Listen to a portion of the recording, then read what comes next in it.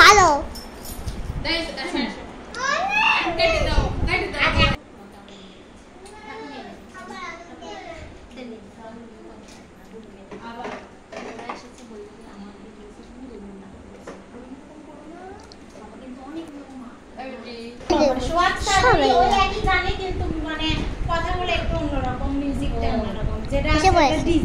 মানে যেটা চলে এখন আর স্যারেরা যেটা শিখেছে সেটা আলাদা।